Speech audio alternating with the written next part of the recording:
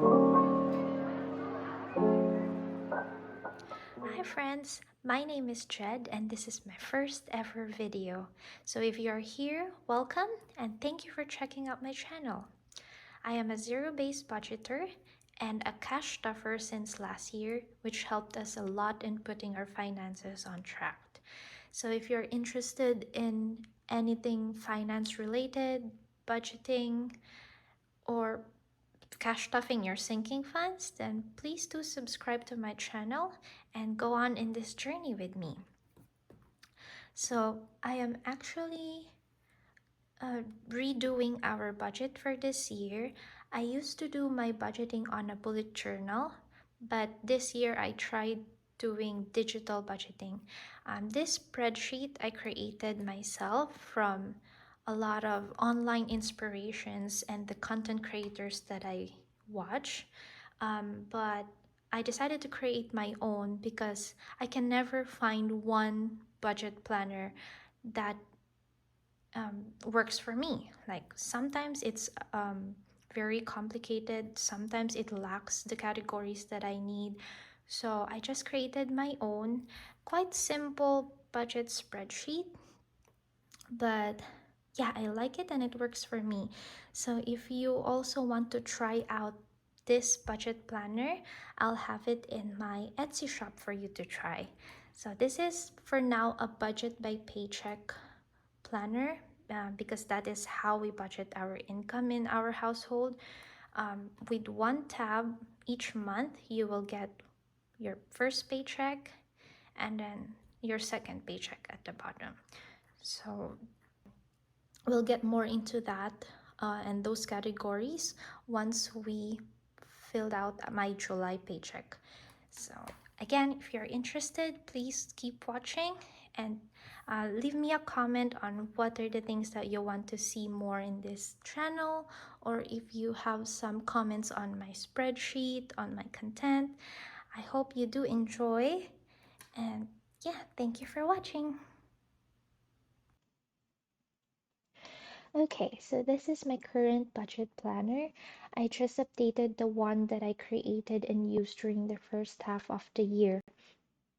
I added some categories, some functions based off of inspirations I got online and from our current needs. So just a brief walkthrough of my spreadsheet. As you can see, it's very simple. Um, it just has everything that I need, nothing more. I've seen some planners that are way advanced, with a lot of charts and graphs, which are great, but I don't really need that at the moment because we are just budgeting of low income. So I found that creating my own spreadsheet or my own planner will give me exactly what I need at the moment. So as you can see here, we have just the name of the month, and if you double click this, you get to choose the current month that we are in to change your planner. I just put here a small portion where you can put any quotes or saying that resonates for you during the month, or if you have like a life mantra, you can put it there. I usually have different quotes for each month to motivate me. And then I have my money goals here, my monthly financial goals. I put it here. I have my planner, but I also put my financial goals here just to remind me every time I do my budget. And then beside that is the summary for the whole month. So this is the sum for each category, paycheck 1 plus paycheck 2. All right. As you can see, again, paycheck 1, I am budgeting, or we are budgeting by paycheck because that is how we are getting paid right now. And I don't really like a lot of tabs down here. I've seen some budget planner, especially by paycheck. If it's a budget by paycheck planner, it gives you one paycheck spreadsheet, and if you want to create the second paycheck for the month, you have to duplicate that spreadsheet. and create your second paycheck, which means you'll have two tabs for each month. So as you can imagine, it will be too crowded at the bottom later on. So that doesn't work for me. What I did is I just have this whole first paycheck on top, and when you just scroll down, you'll get the same exact template, but for paycheck 2. So it's not much to scroll down because my categories are quite simple. So I find this easier and more organized. All right. So again, we have those categories. Here we have fixed bills, subscriptions, and memberships. For this new template, I separated both. I separated these two because sometimes we have a lot of bills and a lot of subscriptions and memberships, and we want to see them separately. Okay, because there's a whole different categories. And then I do have my debt payoff and variable expenses, which is actually linked to my transactions log. So you can see that there's already actual amounts here based off of the transactions I've already made from 1st of July until the 13th. It is connected to which category I use the money for. And I just put payment method here for me to track what bank account or which card I use to pay for those categories. So that by end of the month or by end of that period, I know where to put the budgeted amount and pay my bill. Okay, so very simple. Now you can see that these items are blank, and these have formulas in them. You don't you don't need to edit them here, or you don't need to type your categories every time for each paycheck. We'll have the hub to auto-populate these categories later on.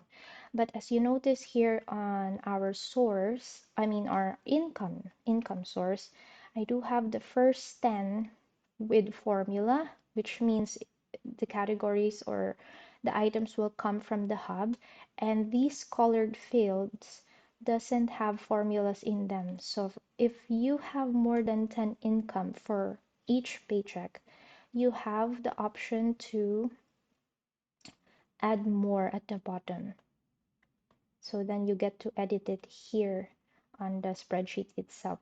Or let's say if you have um, seasonal income, you don't really get it every month, or you have some unexpected income, money coming in this month only, then you get to put it here. In that way, if it will not auto-populate for each month. Okay, because if you put it in the hub, it will automatically put it on each paycheck's income field. Right? So that is the same with the fixed bills and the subscriptions. So you have 10 auto-populated fields and 10 um, free fields that you can input your own items in. Okay, so with that, let's go to the hub and then set up our budget. All right, so this is our money hub. So these are the same categories that we have in our budget spreadsheet earlier. It's just that this is where we will put in our categories so that it will auto-populate on our spreadsheet later on. As you can see here, for the income source, fixed bills, subscriptions, and memberships, I divided them into two paychecks. So you can see paycheck 1 and paycheck 2 here. I did it like this because I noticed we don't usually have the same income for each paycheck all the time. And sometimes like one income source only comes out once a month, and that falls on either the first half of the month or the second half of the month. So I have to divide it into two. Same goes with our fixed bills and subscriptions. They have different due dates, and these bills don't really come out for both paychecks. So I don't want to see one bill on both of my paycheck spreadsheet, right? If it's going out on the second half of the month, that means I have to put it on our first paycheck's budget. And if it's going out on the first half of the month, first half of the next month, I'm going to budget it on our paycheck two of the current month, right? I hope that makes sense. However, with the debt, sinking funds, and savings investments categories, and expenses, I just put them in one, which means whatever you put here will be auto-populated and you will see it on both paychecks. That is because, well, I usually want to put some amount on a certain debt, sinking funds, or savings account for both paychecks anyway. So I try as much as we can to put something on each category for each paycheck so that we can get to pay them off fast or save more. So, yeah, now we can go ahead and fill out our categories and start budgeting for July. So, for our income source, we are just budgeting or living out of one paycheck at the moment, and that is my partner's full time job. I am currently an international student here in Canada, and we do have a 2-year-old baby, so I cannot afford to work yet, even after schools, because we prioritize our baby. So my partner is being paid bi-weekly, and so I'll just put here paycheck one and paycheck two. However, I do have a side hustle. I do virtual assistants, and this comes out every sixth of the month. My income here is not very, it's not fixed, or there's not even a minimum amount. I can work as much or as low as I can. Um, so I put it here, but most of the time we don't really put it in the budget if it's very low. We just use it for our miscellaneous expenses. Right, so paycheck one for my partner is on the 15th, second is on the 30th. All right, for our fixed bills, again, what I do is I separate it into two paychecks, or I organize them based on their due dates so that we don't have to pay everything off of our first paycheck or everything off of the second paycheck. So for our bills, number one is our rent. So right now we are still staying with my aunt's family. We are very lucky and grateful that since we got here in Canada, my aunt took us in and she was not asking us for any rent, bills, or even groceries. So we are technically living for free until, well, until this month, because my sister came from the Philippines, so she's going to study as well. So by August, we are going to move in our uh, own apartment, and that means we do have all the bills for August. Okay, so for the rent, this comes out every fourth, and our rent would be 1,400. That is inclusive of water and electricity, but we are splitting it with my sister. So it is divided by two, which means for our half is 700, and I will divide that into two paychecks since we don't have to pay until August 4th. and we do have paycheck 1 and 2 for July to save up for it. So for us, that would be 350 for each paycheck. This is coming out of my partner's bank account. Okay, next would be our phone bill.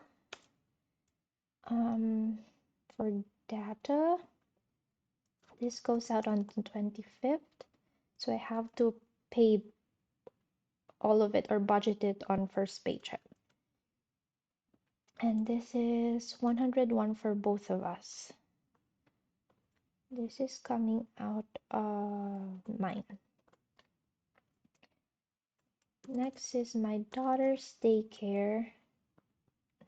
Oh, she's actually in home care right now. That comes out on the 30th, and daycare here is expensive. Childcare is expensive. So right now we are paying 200 a month for her childcare. But we're lucky enough to have that. Because yeah, childcare is tough here. Like you could be in a wait list for a very long time. So 200 a month, but we do have an option or an opportunity to apply for a childcare subsidy, which is a big help once it gets approved. Um, so I've sent our applications, but I'm not expecting, I don't want to expect it yet for next month's bill, just so I'm prepared for the highest amount, right? Rather than budgeting for the lowest amount. So 200 a month, which means for each paycheck, I get to put 100.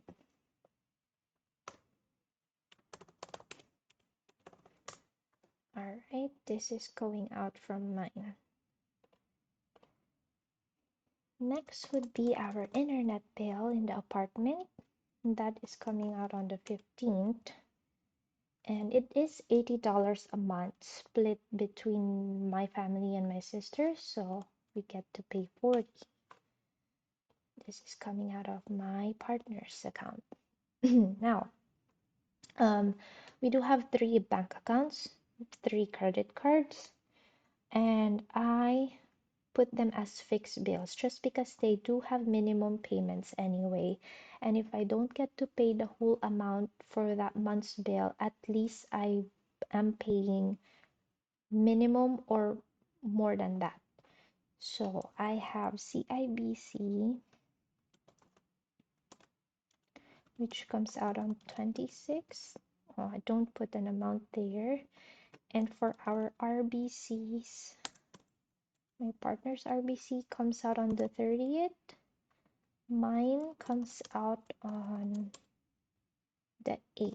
So I can still put it on the second paycheck ready for the first week of August.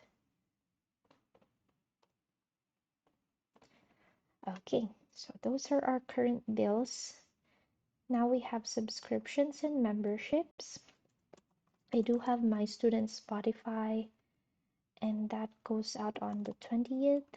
It's $5.59, but I want to round it up for $6.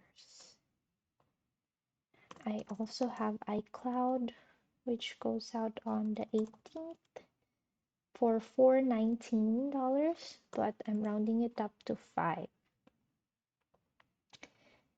And then just this month, we joined my aunt's family membership, like gym membership.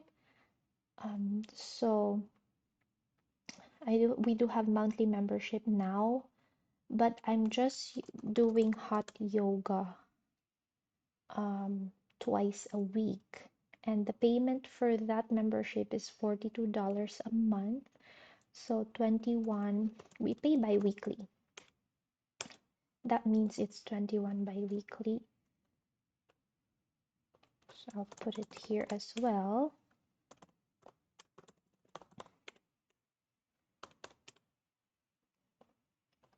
Okay, and my daughter now has Disney Plus. which goes out on the 7th, so 7th of August, because we've already paid this month, for $13.50. So I'm gonna round it to 14. Let's put it just mine for the moment. Okay, subscription's done. Now let's go to debt.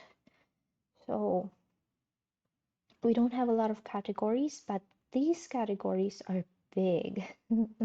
So coming here, we do need to prepare a lot of show money, and we do have to get GIC um, to, what do you call it? As a proof of our living expenses, like we can support our living expenses here in Canada for a year while I'm in studies. So my GIC was actually loaned by my aunt. So she paid for the whole amount that we need for GIC. But the bank gives it back. When we arrived here, they gave us a lump sum of it, and then monthly, like the remaining balance, will be divided up monthly until my end of studies, which is April next year. Right now, the bank is giving back 700 a month, but I want to pay off our GIC until December instead of April next year. So with um, the amount that we already got, I just need to give my aunt 1,000 a month to finish it off by December. So 700 from the bank, and then mine would be 300. 300 a month. So we do have 6 months more. That would equal to 1,800. Okay. And then, because we're moving to our new apartment, we bought some mattresses and bed for my family and my sisters. What happened was, it's in the credit card, so I just have to pay it back. My sister's gonna pay her share, but I'll still put it here as that, um, separate to our monthly credit card bill. So it's 591 for all, like delivery fee, service fee, and whatnot. Okay, and back in the Philippines, we still have some consumer debt, and also I do have my insurance there that I wasn't able to process or cut. So I still need to put in or to pay my monthly due until I figure out how to stop and claim my savings there. So I am budgeting a hundred each month to be sent to my Philippine accounts to pay all of my dues there. So 6 months more, the goal amount is 600.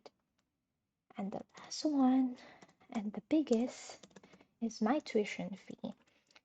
So since I am only taking up a certificate program, which is for 1 year, and for international students with only a year of program, we have to pay the whole amount of our tuition fee.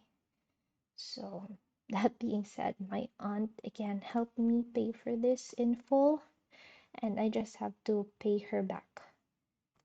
That is $20,000. So big. So, I'm putting it here and trying our best to eliminate all of this debt. I'm pretty sure I will not be able to do this year, but at least putting or starting something to pay some amount is good. Okay, sinking funds. So last year, I do have a lot of categories for our sinking funds, which actually helped me, our family, um, budget our money properly, and we were able to have fun and allocate some money to some categories that are not so important but since we were able to save up the money, then we're not guilty to do that. So I also still want to have some sinking funds this year, even though we are very low income and we're targeting our debts. Um, this I'm sure will actually help us budget our money better. So the first sinking fund that I will put is Christmas, and the goal amount, I would say, not very strict with my goal amounts, but this is like if we get lucky, I imagine, then we will be able to save 300 for the remaining 5 months before Christmas. So at least we can still have um, gifts for families, um, and yeah, a proper celebration, even though we're still starting from scratch. Another sinking fund category that I found very helpful last year was my 1 month ahead fund. So I want to do this again this year, this second half of the year, to help us manage our paychecks. So what my 1 month ahead does is um, I want to be a month ahead on my bills. It could be you can start with just one bill, be 1 month ahead with one bill, or the total amount of all of your monthly bills.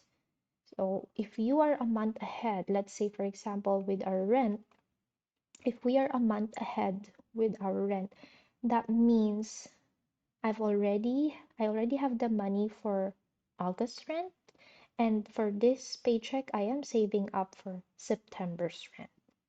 So what that will do for me is because I have still saving for September, I can actually divide my money into, instead of two paychecks, maybe I can stretch it out up until the first paycheck of August. So I'll divide it into three paychecks. Then I'll have more money for these paychecks to put into other categories or to put into other priorities. Right? So that helped me a lot last year to rearrange our budget. So I want to do that here as well. And my current goal for this is 300. That sums up all our small bills, like my subscriptions and memberships, and some of the small bills except the rent um, on our fixed monthly dues. Okay. And then I do want to have a category for car, although we are not putting in a goal amount right now, and we are not targeting to have, if we're lucky enough, yes, but we are not forcing ourselves to save up this month, like the whole amount. But we are going to start saving up for a down payment. As we found that cars here is an essential thing, especially in winter, and we want to be able to have that as soon as we can. But we're not really forcing ourselves. No, if we can, then we can. Okay. Other categories that I just want to have, but not forcing myself to save up for, is a family fund. This is for our, we do still have, of course, families from the Philippines, especially my partner's mom. And if we do need to help our families back home, then at least we have some amount here to get, or saving up for this fund as well, saving up to go back home in the Philippines and visit them. So there's no goal amount. That's a long way to go. Oh, but I want to have a minimum. Like, let's say we have more in this account, but at least it will not go under 500. Okay, because it's for the Philippines. Fun would be for our family's short trips, vacations, our birthdays. I'll put it here. And the minimum amount, at least, we'll have 100 all the time in that account. And then lastly, we have my household fund. This is mostly for me, um, to buy all the furnitures, decors, appliances that I like for our apartment. I don't want to put this as a monthly budget or bill and take out a big chunk of our paycheck just to buy the things that I want for the apartment. So I'm putting it in as a sinking fund, slowly saving for it. If I have enough money to buy something that I like, then I'll buy it. If not, then just keep saving for it. All right. So I usually focus on three categories at a time. So that means if I do actually have money to save in sinking funds, I will first put most of that money here on those three main categories I have. And if I don't have enough for these three, it's fine. If I do, I'll just divvy up whatever I have. So high priority, low priority. Lastly is our savings and investments. So number one here would be our emergency fund. Very, very important. Even though you're paying debt, one of the main things that you need to start saving for is your emergency fund. So that comes emergency, you have the money here and you don't have to pull out more debt, you know? Okay, so our goal amount, at least for the rest of the year, would be 500. And other than that, we don't really have other savings goals at the moment or investments, but we do have our account, so I just put that as our personal savings. So we do have my RBC account and dad's personal account. And then for our daughter, I am going to actually open an account for her because our emergency fund is with our CIBC. My personal is in my RBC, dad is his RBC, and now our baby I'm gonna open up for her. So for these accounts, I'm just targeting 100. No rush, just putting in any amount that we have, at least save it up. All right, so I think that completes our hub. And when we go to our budget spreadsheet, we can already see it auto-populated in our categories. And what's left is to just input your budget. All right.